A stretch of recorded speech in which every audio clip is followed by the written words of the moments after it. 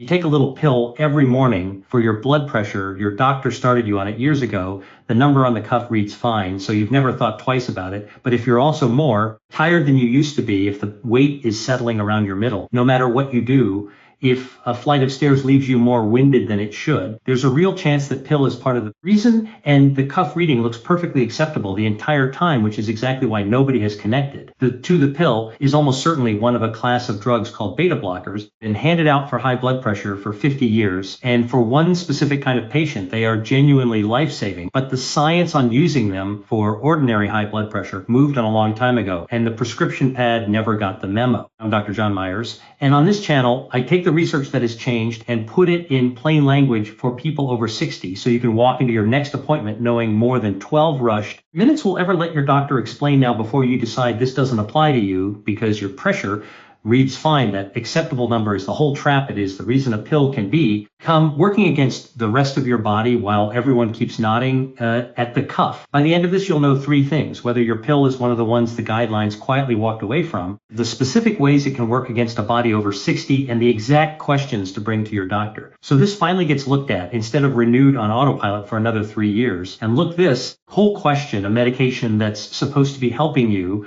while costing you something, it's exactly the kind of thing my patients bring to me all the time about one part of their health after another. So I took everything I tell my own patients and put it into one simple plan for living longer, stronger, and healthier. After 60-28 of the things that actually change as you get older: your blood pressure, your blood sugar, your memory, your balance. And those are only some of them. Thousands of people are already using it to take back their health. It's already helped. So many of them live their best life after 60. The link is on your screen right now. So go check it out at drjohnmeyers.com. All right, back to that pill. Let me tell you what a beta blocker actually does inside you, because once you understand it, everything else today makes sense. Your heart muscle is covered in tiny receptors, little docking points called beta receptors. Adrenaline, the hormone your body releases when you climb a hill or get a jolt of stress, plugs into those docking points and tells your heart to beat faster and harder.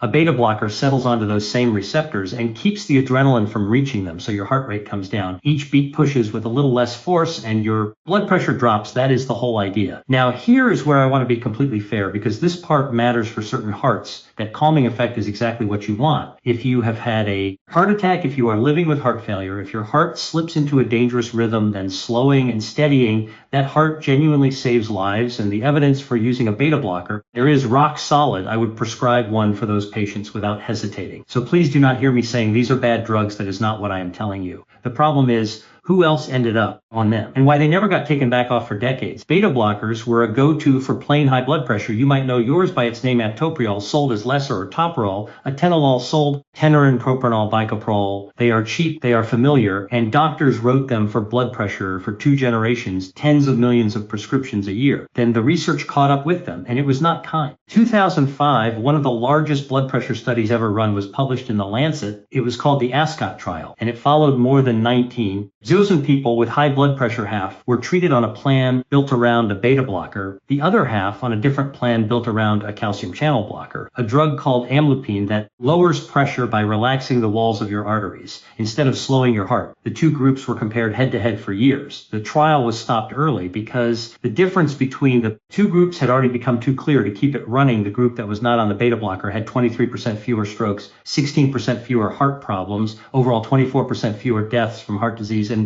about a third fewer new cases of diabetes. Hold on to that last one. I am coming back to it because it is a bigger deal than it sounds. Those results were strong enough that in 2006, the national body in the United Kingdom that writes medical guidelines, an organization called NICE, formally moved beta blockers off the first choice list for uncomplicated high blood pressure. They did not ban them. They are still recommended for those heart conditions I mentioned, but for straightforward high pressure with nothing else going on, they stopped being a preferred pick. And now, almost 20 years later, that is still their position here in the States, though. Millions of people are still on one as their main blood pressure drug, usually because a doctor prescribed it a long time ago. It brought the number down, and nobody has revisited that choice. Since there is no alarm that rings in your medicine cabinet when a guideline changes, the prescription just quietly renews itself year after year. So let me walk you through the specific ways this drug can work against a body over 60. There are several, and I want you to notice whether any of them sound like your last couple of years. The first one is the one I hear about most: tiredness, and a very particular kind of it. Remember, what the drug does, it keeps your heart from speeding up for a younger person at a desk. That ceiling is invisible because they rarely ask their heart for much, but you are not at a desk. You want to walk the block, carry the groceries in from the car, get up a flight of stairs without stopping halfway. Every one of those things asks your heart to speed up, and the beta blocker is holding it back. So you've hit a wall sooner than you should. Your legs feel heavy. You are winded before you think you have any right to be. This does not happen to everyone, but for a lot of people, especially older folks who already have less in the tank to begin with, it is very real. A patient I will call Lorraine put it to me better than I could. And I want to be upfront that Lorraine is a blend of several people I have cared for. So no one is singled out. She was 72. And she told me she had stopped taking her evening. Walk, her knees were fine. It was that, in her own words, she was running on half a tank. All day, every day. She had been on atenolol for 3 years. Her old doctor had chalked the tiredness up to her age. Nobody had thought to look at her pill bottle. And here is the part that is almost cruel. The single best natural tool you have for lowering blood pressure is movement, walking, staying active. If the medication makes moving feel harder, you move less. And when you move less, your pressure drifts back up. So a pill meant to lower your pressure can make the very thing that lowers it naturally harder to do. If you started a blood pressure drug and your walks got shorter around the same time, that timing is worth a hard look. It is the first thing to write down. The second problem is metabolic, and this is where I need to be precise because most videos on this get it flat wrong. The older beta blockers, atenolol and mitoprolol, the ones most people over 60 are, nudge your body in the wrong direction on blood sugar and cholesterol.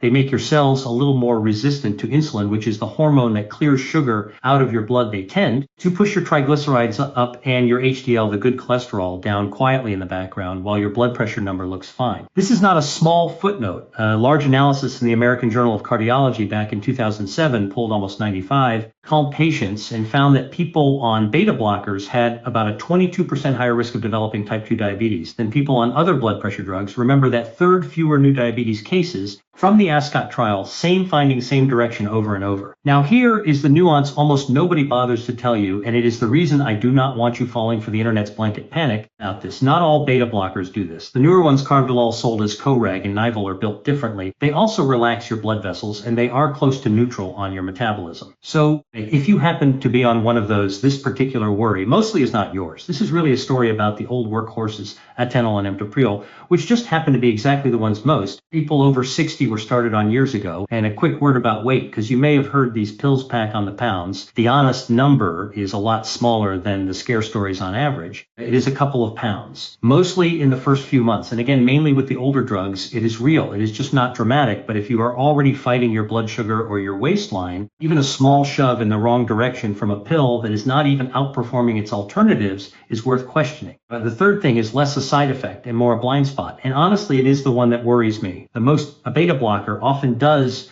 bring your blood pressure number down. Your cuff reads 128 over 78. Your doctor sees that. You see that and everyone relaxes. The number looks handsome, but that number is only one window into your health. And it happens to be the one window this drug keeps in good underneath an acceptable reading. If it is one of the older beta blockers, your insulin resistance may be creeping up, your cholesterol may be drifting, and your energy may be draining away. And not one of those shows up on the cuff. You can have a beautiful blood pressure and still be quietly sliding backward. A good number is not the same thing as the right medication. There is one more worth mentioning, and I am going to be careful here because the internet badly oversells it. Like most blood pressure medications, a beta blocker can leave you elated when you stand up too quickly. That swimming gray moment, when you get out of a chair in an older body, that unsteadiness is worth taking seriously because a bad fall can start a spiral that is hard to come back from. I will be straight with you that the evidence tying this specifically to beta blockers more than to any other pressure drug is genuinely mixed, but it is one more reason the newer classes are usually the ones we reach. For first in seniors today, before I show you what the evidence actually supports instead, and that is the part you came here for, do me one small favor because it honestly shapes what I make next. If this channel has taught you something today, subscribe, tap the like button, and in the comments tell me 2 things: your age and the blood pressure medication you are currently on, just the name off the bottle I read them, and the pattern in those comments tells me exactly which topics to dig into next for you.